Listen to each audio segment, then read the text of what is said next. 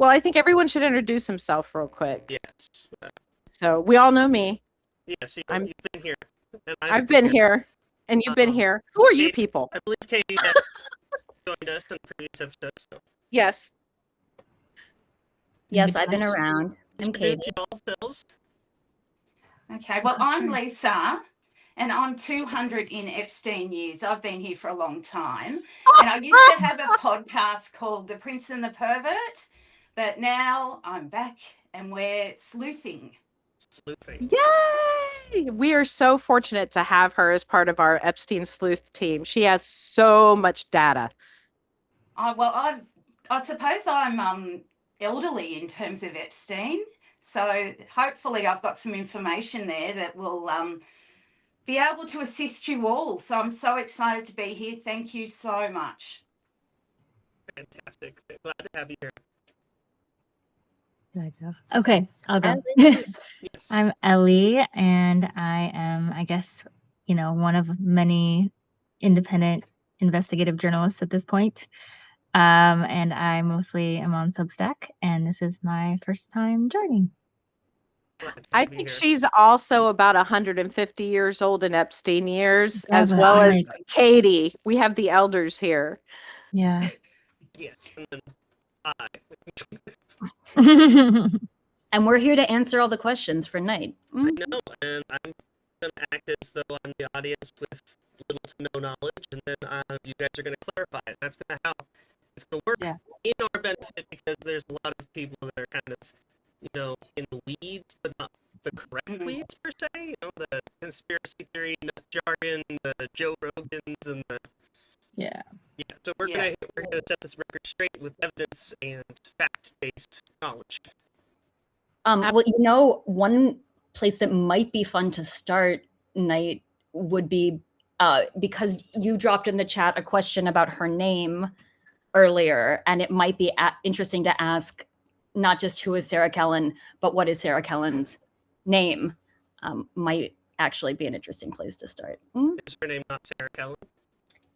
It's many things. Give us so the she's Sarah Kellen, but she was also Sarah Kensington, which I believe that was her first marriage that started when she was 17, and then she married Brian Vickers, who was the race car driver, and she became Sarah Vickers, and then she divorced him, and so now she's back to Sarah Kellen. Right. Could I just step in for a second there? Yeah. Her first married name was Bonk. And then she changed, So when she was with Story Cows, she was changing her name then to Sarah Kensington. She dropped the H, but so it was Kellen, Bonk, Kensington, Vickers, back to Kellen. So sorry to interrupt there. No, it's fine. Clarification is good. Yeah, and it just a side note, in her deposition, she never mentions a relationship with Story Cows one single time. Because he was very close with Epstein. He visited Epstein the most in the Palm Beach jail, and she never mentioned him. Yeah. And no one asked. No one asked. It's like a mysterious figure, or like a regretful figure. Well, he was Epstein's paralegal, I think is what they called him. Yes, but he was like a helper. It seems like it's possible. It seems maybe even probable that he was designated as a paralegal so that he would have the right to visit Epstein as a member of his legal team, but he was really doing all kinds of personal assistant kind of work. But he was in fact relaying information to his attorneys and working. And I think they were trying to get him jobs elsewhere, and he just wasn't qualified for anything. Like Epstein kept recommending him for things, and people would be like, we're not even going to give him an interview. We can't hire him. He's not qualified for this. There was a lot of that. Your mic. Oh, you're muted, Patty. Your mic, Patty. We have to remember Epstein got through life never completing and having any qualifications for anything. So I could see where he would project that and be like, And with Story Cows is no Jeffrey Epstein. Oh, I'm sorry, Lisa. Go ahead. Yeah, no. No, I was just going to say, I spoke to him once on the phone. I called him he's in North Carolina, and he's married to a woman called Jamie. Okay. Sorry. So he's in North Carolina? Yeah, he's in North Carolina and he's married and to a lady who has 2 kids and have a massive house. And I called him once. And I will say one thing about Americans and people from the South. You are so polite. In Australia, they just hang up on you and swear at you. But I called him and I said, I'm a journalist and I've got a podcast. I'd like to talk to you about Jeffrey Epstein. And you could just hear him go, like, and he was like, can you call me back later? And I said, oh, I've just got a couple of things I need to ask you, and then clunk. So there you go. Wow. And so he was married to Sarah Kellen. Just No. in a No, relationship. dating. Yeah. Just dating. Just dating. All right. Like during the Epstein prison period. Well, Yes. This was when he was in prison. He was dating. Yeah, what? Sarah. I think one place we should start is the beginning. Like, how did they connect? Was she groomed by him? Was she sold to him? Like, how did this relationship transpire? I could probably fill that in. Sure. I've read, Okay. I read through her deposition twice. So this Yes, is, the well, I mean, deposition. this is in her words. This is Okay. what transpired. In about 2000, 2001, she had been married. She was married when she was 17. She was a part of the Jehovah's Witnesses church. And so she was raised in a very religious household. There was a lot of sexual abuse of children and older men. She was married off to a guy who was like 25, but I think he started dating her when she was 13. They moved to Hawaii, and then he divorced her, left her at an airport, and then excommunicated her from the church, which meant she couldn't speak to her friends or family ever again. She was gone. So she was alone in Hawaii. She was working as like a hostess. She was 20 or 21, working as a hostess in a hotel, like a concierge type thing. And then somebody said, you know, this guy, well, first she was living with some kind of a hairstylist, which was not named. And then they said, you know, Frederick Fakai, celebrity hairstylist, who she was very into fashion, so she knew who that was. He's here. He'd really probably like to do hair modeling with you. Why don't you meet him in his room? She goes, she's raped by him. He introduces her to Jeffrey Epstein. Jeffrey Epstein says that he is a Victoria's Secret scout. So she models for him. He asks her to get down in her underwear, but doesn't sexually abuse her at that time. But, you know, she didn't think it was weird because she thought it was a modeling thing. He asks her to come back that evening, but she never went back because it was her last day in California and LA, and she wanted to kind of, you know, hang out before her plane left. And so she thought, you know, she called him. He was very short with her on the phone, not too happy with her for not showing back up. She ends up going back to Hawaii, back to work. And then this doesn't feel like a coincidence to me whatsoever. The woman she works with at the hotel says there's this guy and his girlfriend who want to hire an assistant in New York City, and let's go fly out there and you could have this job and it would be great. And it just happens to be the same guy. She gets the job, but then 9/11 happens. And so she, like right in there, 9/11 happened. And so she was gone for a bit. And so she didn't actually start working until after that. When she started working for them, they didn't pay her anything for a long time. Until, like, you know, boundaries were created with Epstein about what it would take for her to work for him and keep the job. And that started the sexual abuse. And then she was paid $25,000 a year to work for them, which wasn't enough for her to do anything else, save money or anything. But he had her in an apartment on the 66th Street Apartments. And he would buy her things, but he was very in control of like what she wore, what she ate, what she did. So it was, you know, it's foggy because some survivors and some people close to the story do consider her to be a victim more than a perpetrator, but it is like it's a very muddled, foggy line that she walks. And also, you know, we don't know how truthful she's being. She said several times that she would be more truthful if she was, you know, if she had immunity. But she was not in a position to be able to save and leave the position. So she was there until 2013, I believe, from 2001 until 2013. Well, and from a trauma psychologist standpoint, I want to say that growing up in the Jehovah's Witness church, a very cult flavored religion, high control, right? High control, it would seem that Jeffrey would not have to work very hard to groom her because it would feel very comfortable to have a male leader who is controlling you and having certain guidelines, and I can imagine the amount of dopamine she would get when she would get an atta girl or a good girl whenever she would accomplish. And as trauma survivors, you crave that very much. Go on. That was important, I think.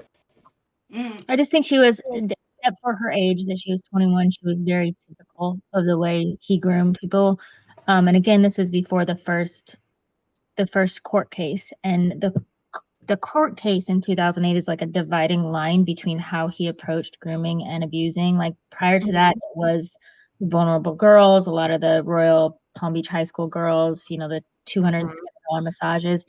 After 2008, he like structured everything so that on paper it would look legal. He started getting everybody visas. A lot of the girls were from out of the country and not local.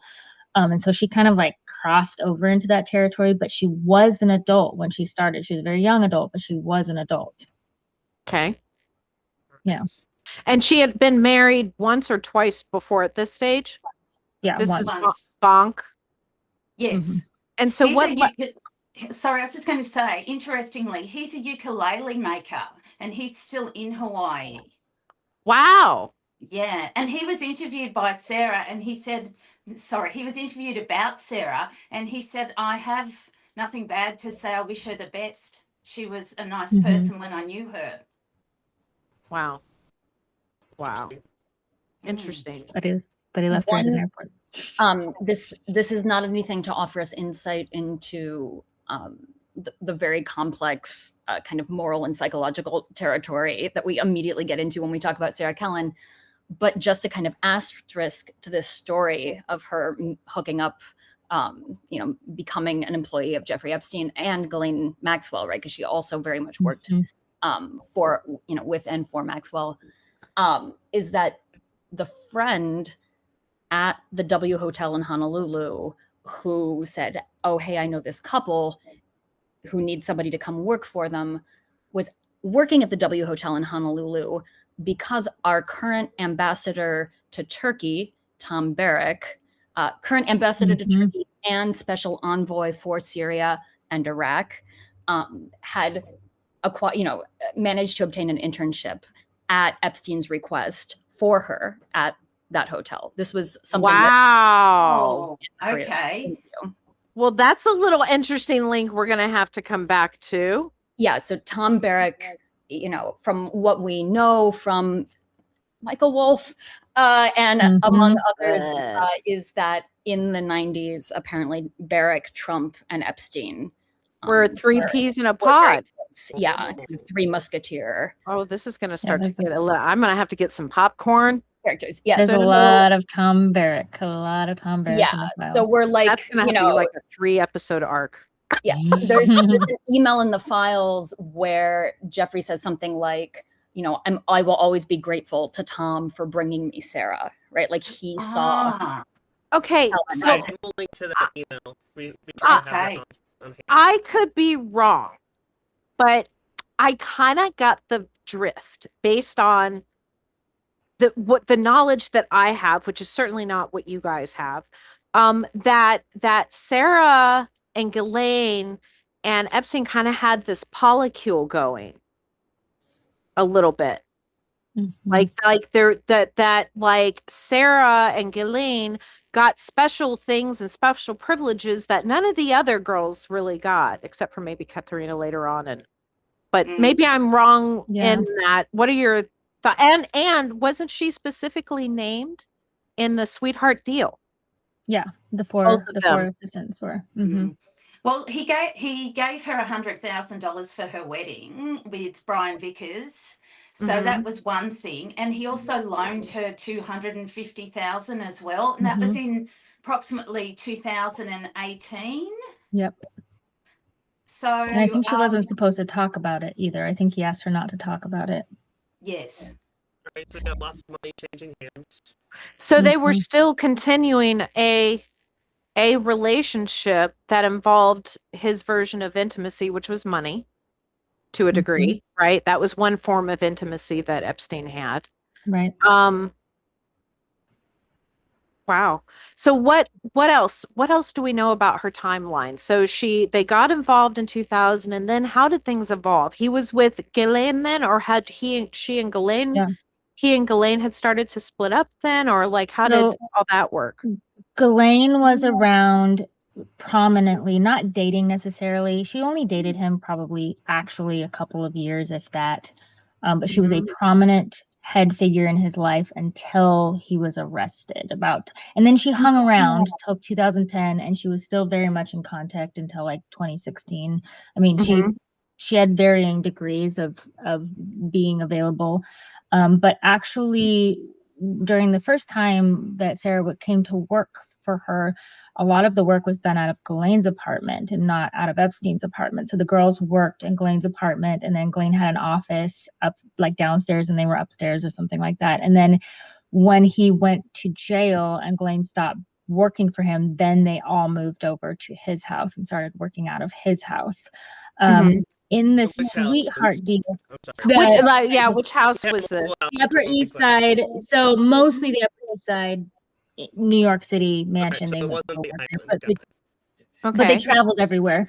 And he said that the island was his main residence, like listed on all of his forms. That's his main residence. So they did go there a lot. She said they only went to Zorro 2 weeks every August. But she traveled with them almost, which is very weird. I find that very weird to have that entire property and only go there 2 weeks a year. But I don't necessarily find that believable. He did lend it out a lot. He did lend it out a lot to people. He did.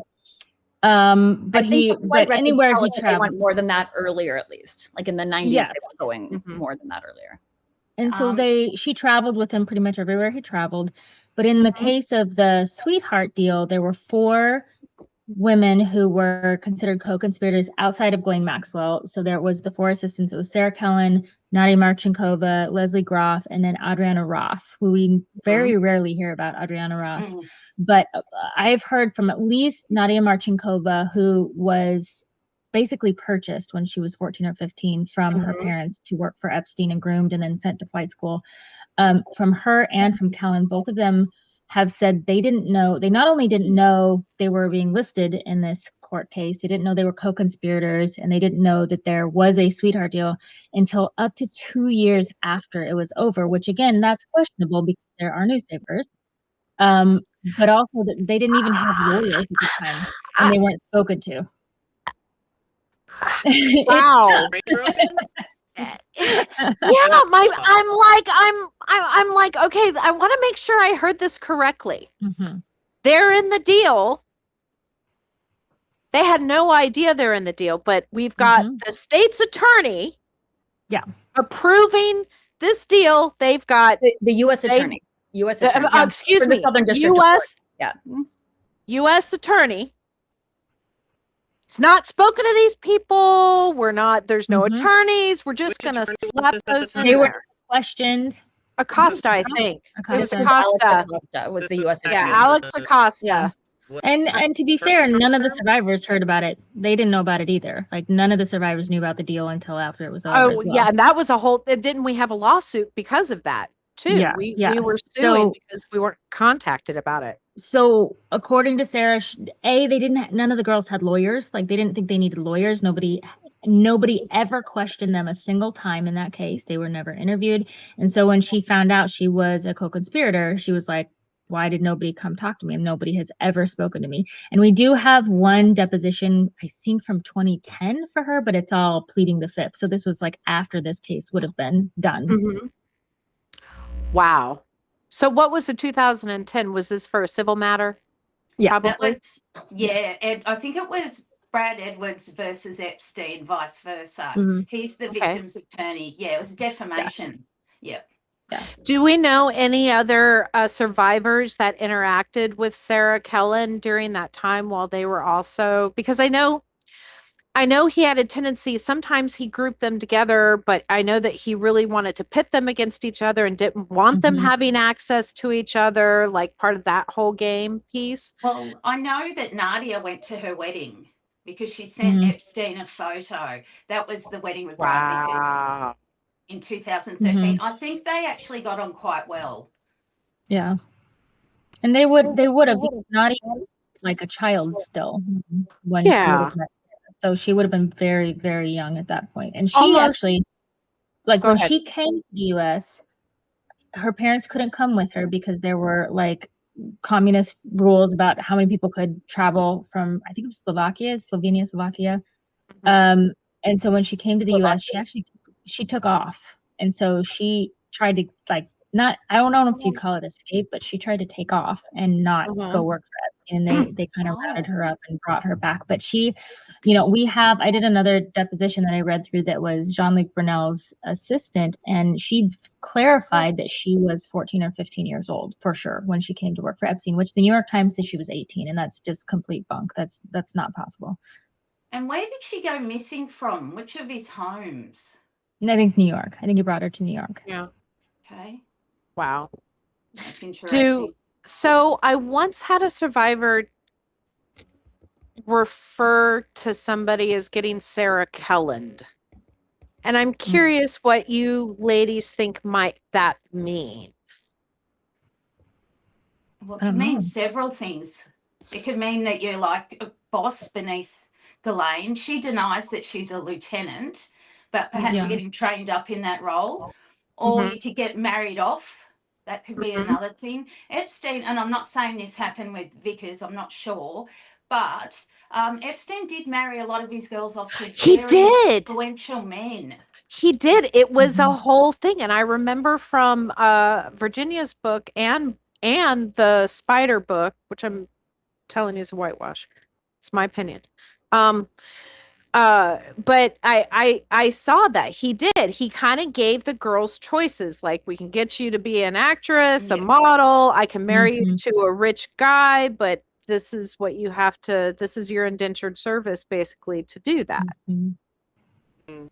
Like, well, and also, I mean, it could just be the idea, the kind of question that we also ask is like, just, does being Sarah Kelland mean that you switched from victim to perpetrator? You know what I Uh-huh. mean? Because that's always the question with Yeah. many, many, many of these Mhm. girls because they stayed long enough to become adults. And then at what point do you become part of the problem? And I, again, having worked with both perpetrators and survivors, we have to balance any judgment, as a collective. I don't mean us as investigators, but as a group, we need to kind of balance that judgment, because imagine having nothing. Like you literally have nothing, and here's like this most Mhm. powerful person in the world that you've ever met that could make you disappear, and your choices are you're either, because you were doing one of a few things, and with his group you're either having sex with him, having sex with who he wants you to have sex with, or you're getting him girls to have sex with, Or all three. There are or all plenty of people who are three. doing all Yes. three. Yep. Absolutely. But if given the choice, I need you to go in this mindset. If given the choice of either being forced to have sex with a bunch of men or recruiting and still getting the same needs met at the end of the day, you have to think about what are we doing for survival. So before we're casting judgment, we also need to consider that. I'm kind of prefing this out there to our people that I, are listening. No, it's I important. just, I think yeah. because Oh, people like to throw judgment too quickly with. Ellie? I just think, well, I was just gonna say if they're recruiting, they're probably still being abused also. Like, I don't think Mhm. that would stop them from being abused. So I think it would just kind of like maybe up their authority, maybe on some very minute level. Like, they're still not allowed in any of the rooms with these Mm. powerful men that come, make decisions at the dinner table. They're not allowed to be anywhere. Her pictures, she said she had 8 foot naked pictures in every house. So whoever walks in the front door is seeing her completely naked as they walk in the front door, no matter where she goes. So it's like there were ways to break her down. And 21 is an adult in the US, but like I think of myself at 21, my daughter's going to be 21 in 6 years. Like I easily could have been manipulated and groomed and broken down to do something horrible like this. Like I can't stand back and be like, I would never do that. I'm a better person than like she was mentally, she was still so immature and broken and already had been abused for a long time before she stepped into this role. So she was just prime for the picking, honestly. No, she was the perfect candidate. Well, and she had been, it sounds like, groomed to a certain extent since a very young age, since she was an adolescent, by her first husband, in addition to being in a certain, high control religious environment. Yeah. I'm confused about all of that with her husband and how old he was, because there was a statement she was going to put out that she ran by Epstein where she said they were high school sweethearts, but that might have been just what she thought to cope at the time. I'm not sure, but with Kellen, she was there for a long time as well, and I think that's why she gets a lot of the focus. In fact, she was there longer than Ghislaine was with him. Am I wrong on that? Probably almost roughly equivalent. No, Ghislaine, because Ghislaine was since 91. Right. So that would have been like similar time frames. Yeah. I mean, when did I know it's a moment off topic. When did Ghislaine's dad die? Wasn't that 87? That was 91, November. That was 91. I mean, okay. Yeah. But there's so much. I mean, we could dig deeper into 91 that. 91 is what's on paper. I'm just trying to put to come. Absolutely. I'm just trying to put a couple pieces together because I'm in the middle of reading the book Spider 2, and every time you read a different book or listen to a different podcast, you're going to hear a different version based on the data they have. And you guys have some of the freshest, newest, most important data as things have turned up. So this is good information to correct. Right. And she was There in the is recently, correct? Sarah. Kellen? Yeah. She, just had this, she was just interviewed by the House Oversight Committee. And in that interview, she is the first one in the House investigation to name men other than Jeffrey Epstein who sexually abused or assaulted her. The first one. The first yes. one, yeah. Well, they haven't been interviewing survivors. So that is there are many names. She named Frederick Fakai, who's the hairstylist. She named Philip Levine, who's the former mayor of Miami.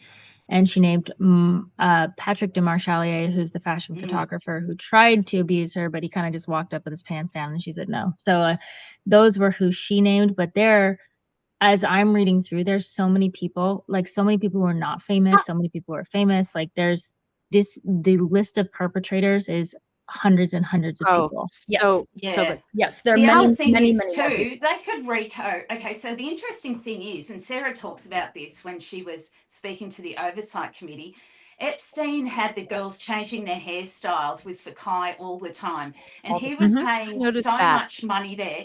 One of the easiest things you could do is get Fakai on RICO charges, but will they? No.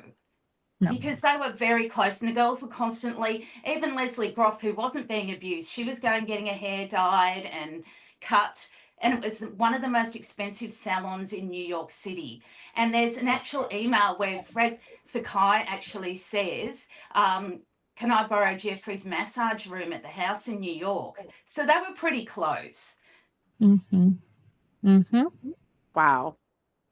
And that was one of the methods of control as well, was their appearance and their haircuts. And we heard with Leslie Groff, some of the girls would get their hair cut, and that would signal to them when they went back to the New York house that they were going to get severely assaulted in one. And they said 1 out of 3 cases, and they'd have to shower and they'd have Sorry. What are you referencing? Like, who said what? The girl said in the deposition? Leslie Groff. Leslie Groff. Yeah, okay. This is Oversight Committee. Sorry. Okay, so at the Oversight Committee, one of the members said he'd been told by survivors after they had a haircut, it would signal with Epstein that they had to go back, and they were pretty severely assaulted. And you can notice that Kellen's hair changes so much over the years. Oh, a lot. I think she had every color of possible hair. Yeah, and so that's what the girls were saying, basically, that was another method of coercive control that Epstein put over them. It even shows up in FBI 302 interviews, right? Like, he made me get a short boy cut that I didn't like. Mhm. It's something that It was the same with dressing them. If he took them out and they got particularly a nice set of clothing or went particularly shopping, that was also a sign that they were getting ready to have to perform. Am I incorrect about that piece? I Yeah. thought I Well, remember and reading somewhere. but also like if they went shopping on their own and he'd make them put on the clothes that they bought if they went out by themselves. And if he didn't approve of the clothes that they bought, he would make them get rid of them. Absolutely. Yeah. So I think that Sarah, over the years, she was, exposed to a lot of coercive control. But then you think of Leslie Groff, his assistant. They said these girls were so severely abused after their haircuts by Epstein that they'd have to shower and they'd walk straight past Leslie Groff's desk and she noticed nothing. Because her door was closed. That's her reasoning for 20 years of knowing nothing is her door was closed. Her door was closed. I think I'm going to use that as a term from now on. I'm sorry, my door is closed. Like, Not dealing with it. I didn't see that murder. I didn't see that sexual No, assault. the door's closed. My door was closed. My door, Something that similarly strains credulity for me is Sarah Kellen as someone in her early 20s working for Epstein, saying that she was scheduling, the Palm Beach high school girls. Right? We know from various documents that I can provide, Knight, so that we have all of the references here. We know that just of people that the FBI and the prosecutor's office in the Southern District of Florida, just the people they talked to, there were 32 underage women. So, right. So this is the same investigation that named Kellen as a co-conspirator, right? Yeah. In the abuse and assault of these girls. So 32 named, identified victims by the FBI and the prosecutor's office who were underage. And my understanding is that what Kellen has said on at least one occasion, maybe more, is that she saw them as peers, right? She understood these girls to be peers, that she was in her early 20s and she assumed that they were all in her early 20s like her. And this is something that strains credulity to me. Right. But there's one thing you clock as someone in their early 20s, it's who's still in high school, right? You can tell a 16-year. I mean, now I'm in the realm of speculation, right? Now we've departed from documentation. I got it. More speculation, but it really, I found that not very credible. Right. It's her equivalent of having the door shut. But we also have all those phone messages, and the phone messages all talk about school activities, right? Sports, and these are not college school activities. They're soccer practice, and they're high school concerts. They're like, she can't come. She's got her high school concert tonight. Like, so yeah, I mean, she didn't say, if she's saying she doesn't know this exists, and yet there are people surveilling the house, pulling these notes out of the garbage that know this exists. Like, that's really impossible to me. It's just that concept of ethically, did she have a problem with it because she was 21 and they might be 17, and so she felt like, they're not that much younger than me, but like clearly, very clearly a violation, like legally anyway, especially in the state of Florida, which actually has an 18-year-old consent law. I was going to say, actually, in Florida, this is a thing. So if there was, for some reason, Florida is kind of funny. I live here in Florida, just to let you know. So we're really into busting the sex trafficking, but we're also into really helping to allow it to continue in Florida. It's very interesting. Yeah, lots of billionaires are snowbirds. Yeah. Well, this is a sort of a random thing to throw back into the mix about Story Cowles. But Story Cowles comes from, sort of Palm Beach royalty. Am I wrong about Lisa? You might be in a position to say more about this. We've got a Vanderbilt in the mix. And they've got a sugar baron in the mix as well. Is it Fanjul? Yes, that's it. Cuban He's really good barons. mates with Epstein, apparently. Is it Pepe? There's the patriarch of the sugar clans. Fanjul, exactly. Very close. Yes. Okay. Yeah, to Ghislaine and Epstein, and he's been photographed. And so that's his kind of uncle-in-law. Oh, Corey. wow. Yeah. You know, And the elite are such a small group. It's so incestuous. yeah, it's fascinating. Gross. That's what it is. And Mhm. You were saying, Lisa. I was just going to say about Story Cows. Mhm. His stepfather was Epstein's lawyer in Palm Beach as well. So Oh. that's how he became a paralegal. Yes. Mhm. Oh, okay. Yes, Now that's right. this That's an was the important piece. relationship, not the marriage. Yes. Also, his Yeah. aunt was Lily Pulitzer. That's right. Yes. Isn't that amazing? It's like, now how did they get involved? Do Probably we through know their Epstein. origin story? Give us I mean, more I'm sure through connections. Epstein. Paint us a picture. Do we know Story and Sarah, how they became Involved? Oh. Well, I just wanted to step back and just explain my story. So he Okay. went to his school was Palm Beach Day. And from what I've been told, a lot of the kids in Palm Beach, they actually go to boarding schools elsewhere. So there's not a lot of kids at this particular school. Then he Mhm. went to university and he struggled a lot. So he started becoming a party organizer. So I'm not sure if he was introduced through his stepdad or if Sarah met him at a party. But Okay. yeah, but then they were in a relationship for a couple of years, but I don't know how they got together. But Sarah sounds very young in her emails to him. Has anyone else seen that? Yeah. You Mhm. know, a poo, little she bit? says Yeah. poo and bum, and it's very strange. She may be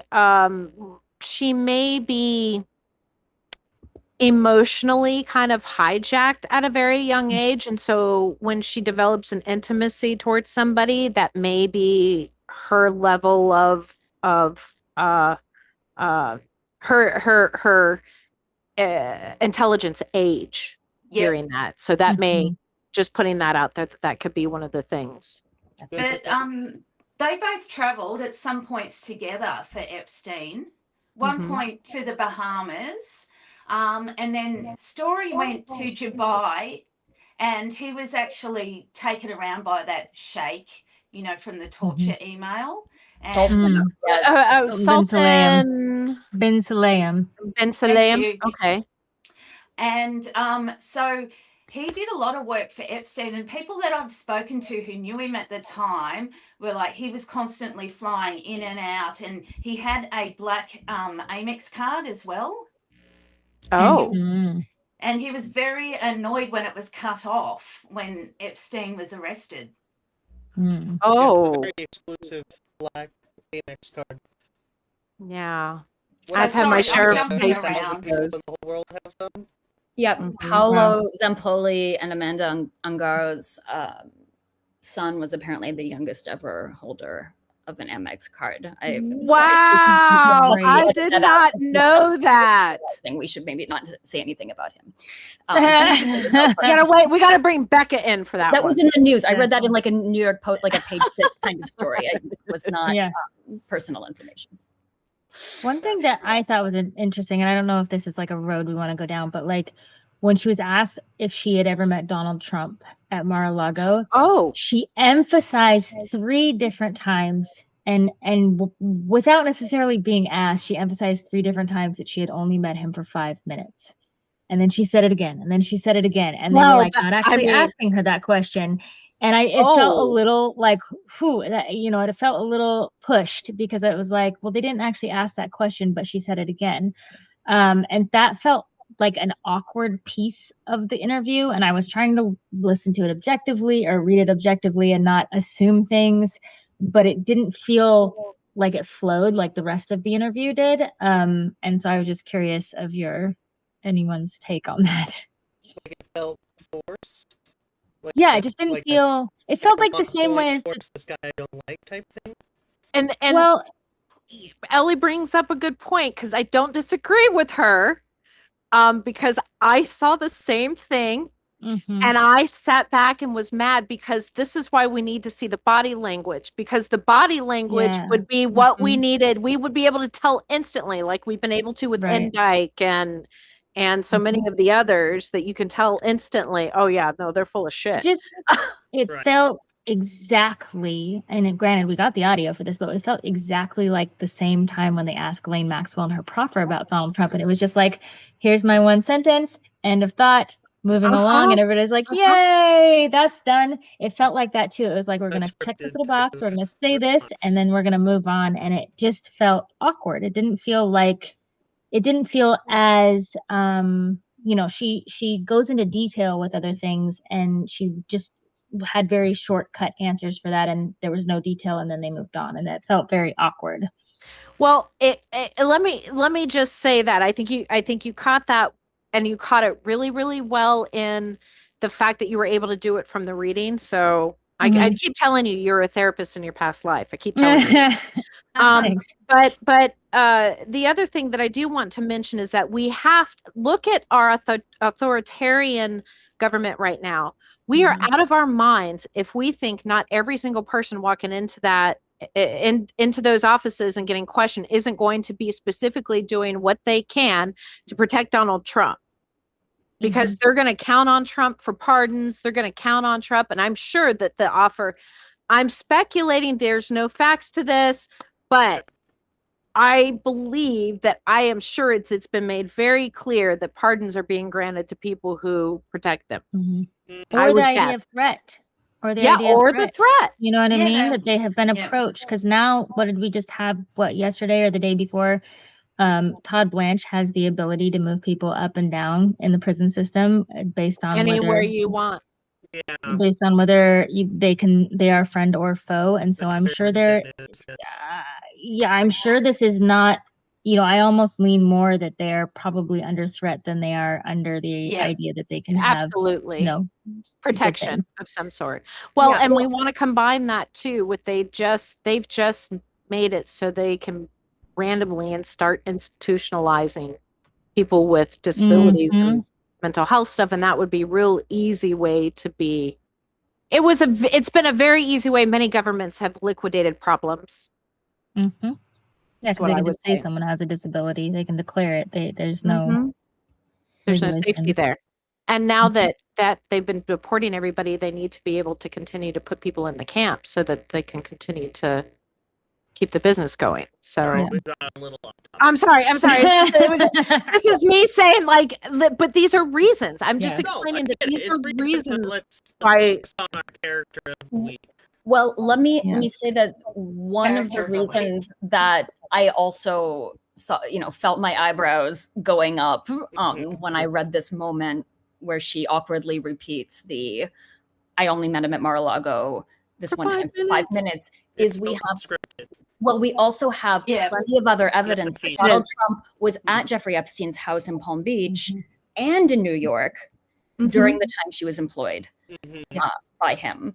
I mean, just from everything from contemporary magazine articles to emails where Epstein says, he was at my house with Virginia for a certain number of hours. I mean, we don't know that Sarah Kellen was ever present for those times, that she knew about those times, but there is plenty of evidence that he was, if not a regular visitor, there were multiple times where he visited multiple properties during that period. And she says she went to lunch with the Trump boys with her husband afterwards. Like, she did say that. And I was like, that's weird. Like that she never met him. She only knew him for 5 minutes, but yet she sat down and had lunch with the Trump boys. I felt that was like a little odd that she. But they are technically different people, so people in their own right. I think that link was through Brian Vickers because he was a NASCAR driver. I think he's friends with Donald Jr.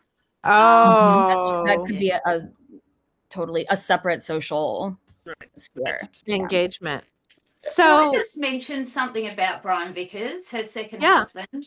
He's now a jazz singer. He's gone to university to study jazz. So he's gone from NASCAR to jazz. I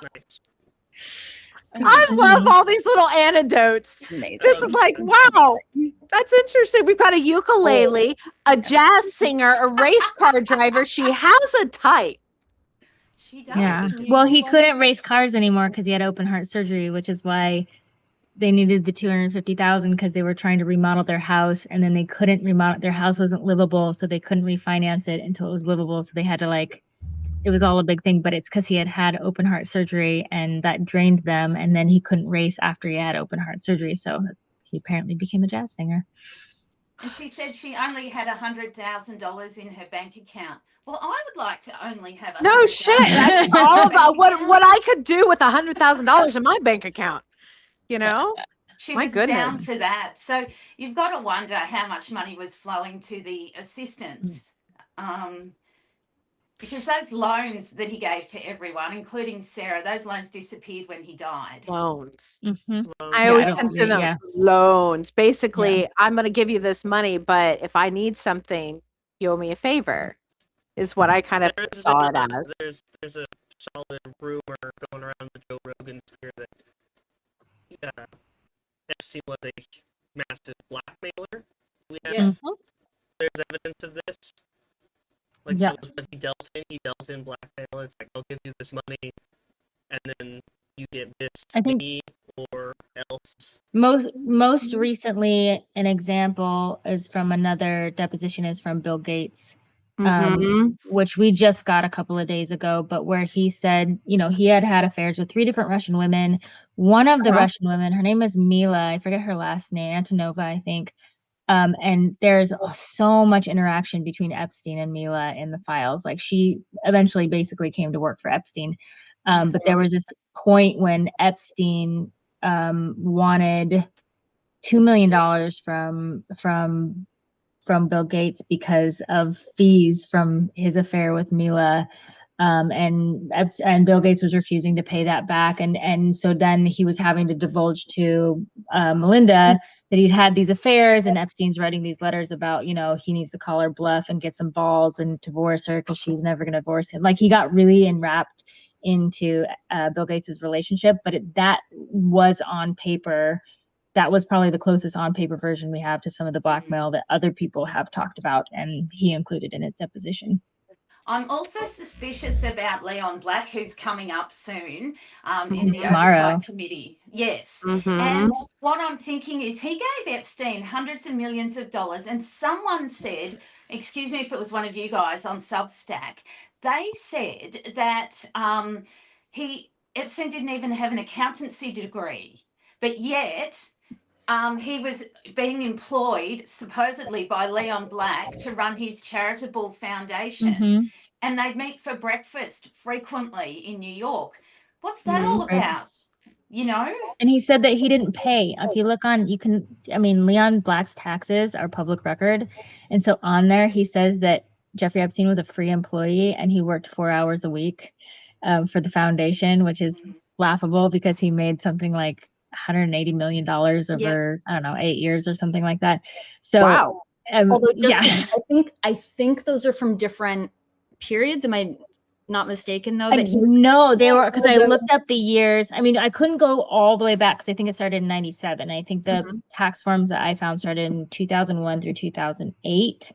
But it was during that period of time that he was making the money, because I think it went through 2012. So it was sometime in the middle. It started in 2013. Sorry, I just wrote this thing on. Yeah, no. Go ahead. Black for like a few weeks. So the Black payments, which are, there was a huge internal investigation at Apollo, the company that he co-founded, the multi-billion-dollar company that he co-founded, to try and figure out, because it was entirely disproportionate to what Black or anyone, any financial advisor, and Epstein had no, not only no degree, but no licensing, no qualifications to do the kind of work he was doing. That said, Epstein was doing work to help what seems to be help Black out of some kind of financial mess, right? We have a ton of evidence of him being way up in his financial business. Oh yes, even the wife's jewelry for years, which is why Leon Black's financial records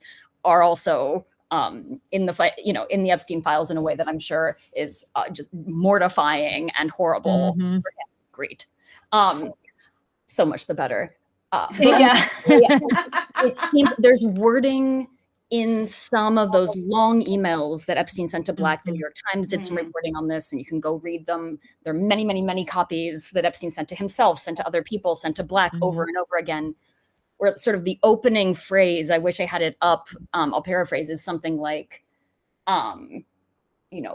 we are friends and I've done so much to help you out. Some things I can talk about, some things I can't. There's something like that. And Bill Gates mentioned a similar line, like, we all want to remain friends here, or we should all want to stay friends here, right? And so I think it's very hard to know. I would say the evidence that we have of blackmailing is that it was a more subtle thing from the evidence we have, and may have been a way of keeping some kind of, quote unquote, legitimate business relationship going, right? So like, I'm going to find a billionaire I can coerce, subtly but effectively into paying me hundreds of millions of dollars. This certainly tells me that we need to do an episode on what exactly Jeffrey Epstein did for a living, because his career evolution is really interesting, and it makes me I go back and forth, because he lost his Series 7 license for doing insider trading stuff, and like a 3 episode part. It's he's Jeffrey Epstein, and it'll be a long timeline of different guests. the whole thing is about him. So anyways, At any rate, when did Sarah separate? When did Sarah break free from the actual obligations? She got That's married hard to in say. 2000. She got married to Brian in 2013. So around that point. But there were still links with Epstein. They both went to the island at one point. There's emails there where the chef's asking what Brian would like to eat because he's vegan. I told you I'm in the weeds over these two, but so that's when she broke free. But still, her and Epstein still had an association, and one of their neighbours in New York City told me, so that's one of Brian's penthouse neighbours in Soho, she told me that Sarah was still searching for artwork for Epstein, and she was Brian spoke to her about that in 2014. But Sarah says that she was a very devoted wife. I think that's so interesting. What does that mean? Well, that would make sense to me. Who's her new god? Who's her new cult leader? I mean, that would totally, and especially if he becomes the hero, like, he's the reason she doesn't have to do all of this other stuff anymore. He's taking her. I mean, my gosh, yeah. I mean, she's been well trained to be of service. It's built into her to be. She was raised in a very patriarchal religion. So if there are sometimes points in women's life where they get very nostalgic for the way they were raised and will slip back into kind of old narratives of, what they feel is the role of a wife and mother. It's a comfort zone. To women, it's all humans. Yeah. Absolutely. Yeah, I can only speak for myself. I just want to clarify that that's not a woman thing exclusively. Yeah. That's fair. So it's true. We all see Todd Blanche. We all see Todd Blanche, who seems to have that relationship to Donald Trump. So just getting back to Sarah, sorry, I was just going to say, just getting back to Sarah and Brian, they did travel a lot, including to Russia at one point. And I think that Brian was trying to definitely get in with Epstein. He was looking at doing an investment with him. And Epstein sort of blew him off. So that's why you'll be able to see all of Brian Vickers' checks and bank statements all through the Epstein files, because Epstein said, I need all your information. Wow. It's so interesting how freely everybody gave all of their things to Jeff, all of these billionaires. It makes me feel like that perhaps maybe one of his specialties was making sure that they got to stay out of trouble when they got themselves into a financial pickle. Well, with Brian Vickers as well, I think that he just wanted to be in the cool gang. He really was Mm-hmm. impressed by Epstein and was sending, I don't know if you use this in America, apologize if you don't, blokey emails. Do you know what like male bonding Like emails? chummy, kind Yeah, of chummy, hi mate, and there's a like male fairy tale. like growing Yeah. out. Yeah, it's that kind of stuff. And then he invites him to Thanksgiving in Miami. Aw, so like a bromance. So do you think he was with Sarah to move up? Look, I don't know. I honestly don't know what was going on there. I think he at one point, and you'd see this in the files, he wanted to get back to racing about 2016, and he was talking to Epstein about maybe getting some sponsorship. But I don't think that ever happened. Could you imagine the Jeffrey Epstein race car? Fuck yeah, I can. Have a big titties on it. Yeah, the exactly. Exactly. Or the Jeffrey Epstein floor for women that Ava Jubin was proposing in a hospital. He was probably smart in that method of not putting his name on everything. Yeah. Wait, to quote Leon Black in a text message to Jeffrey Epstein, you don't even like big tits. You know, that's very true because several girls have said that that he did not like models. not He liked like, female yeah, Like it was too Yeah. adult-y. it was too adult. Yeah. Think Yeah. of Donald Trump's birthday Post-pubescent, letter. yeah. Mhm. Yeah. Everybody knows I'll the have to birthday. remember that. Thank you. You know, we touched on this in the beginning and throughout, but I think one of the most interesting things about Sarah Kellen as a figure is the way that she leaves us with no easy answers about either the legal or the moral sort of answers in this entire situation. And maybe the legal is easier than the moral in this case. I don't know. But I think she's an extremely, complicated character with a complicated history and relationship to Epstein,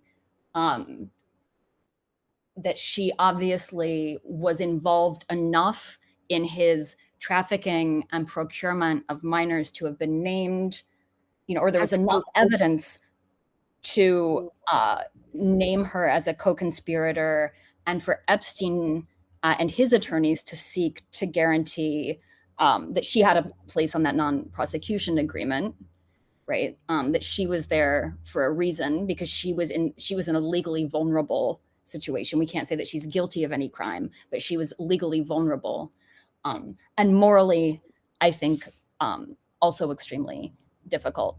And there are a lot of people in this story who are very clearly on one side or the other, sort of one end of the spectrum and the other in terms of culpability, legal, moral, and otherwise, right? There's some really bad people, and there's some really wonderful people who really did nothing wrong. And a lot of people are in the middle. I wish that I had right at hand the statistic that I read in a prosecution. I don't know if it was in a prosecution memo or some other document. We can link it to it later. I'll find it. I'll make sure that we link it. But it was their statistic, the investigator statistic for the number of victims of sexual abuse or assault by Jeffrey Epstein, minors and otherwise, who then became involved in some way in recruiting, bringing other, victims to him. And it was well over 50%. Wow. Right? It was well over 50%, most of them. Well, and I think that was part of the plan, because then he can make them complicit. Then they are going to start to believe that they can get in trouble for these things. I mean, it's all part of wrapping them and tying them in. And it's, I don't know that it's so as clean cut as, we can say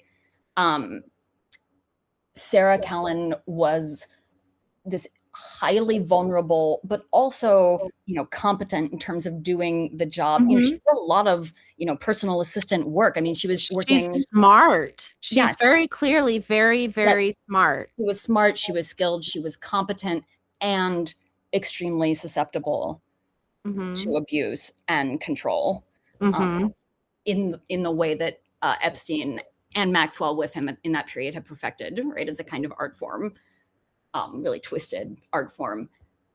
So, is it that Sarah Kellen is a uniquely evil person who, Her managed particular case, as I understand, is pretty gray and up for interpretation. Exactly. Right? I She did think bad things, but because she was in a bad headspace as well, it's complicated. It's not exactly. Complicated is not that simple. Why do you suppose, I have my theory, why do you suppose Jeffrey protected her? useful. Protected So my sense from reading, thousands and thousands of emails that he sent to women and girls is that, he was always trying to protect himself, right? And so whatever would serve that end, of course, right? And it's hard not to see that as, one of the most important, if not the most important objective. By protecting her, he's protecting himself. Right.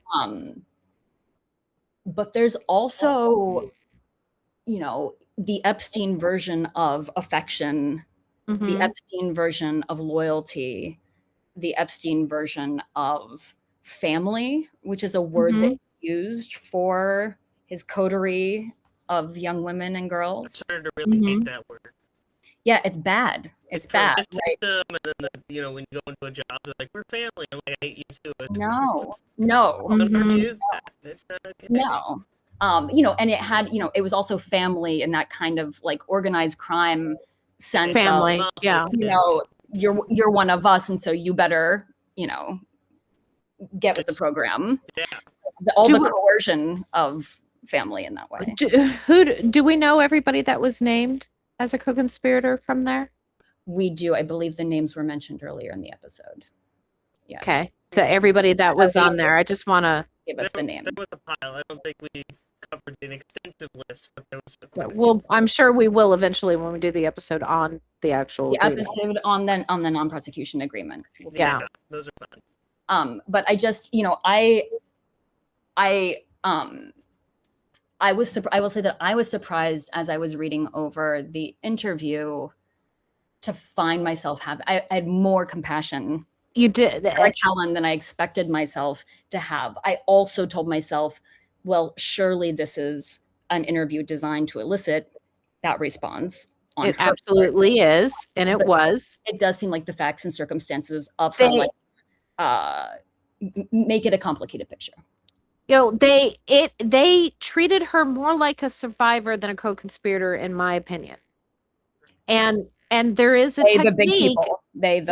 Yeah. I want to say, there is an investigative or an interview technique that involves, we're going to Columbo and be supportive and hear what it is that you have to say because we're wanting that information out there. Rather, anybody who's being interviewed like a co-conspirator is going to be defensive in a way. So, but I expected her to come out and be the victim, just like I expected Bill Gates to be the victim.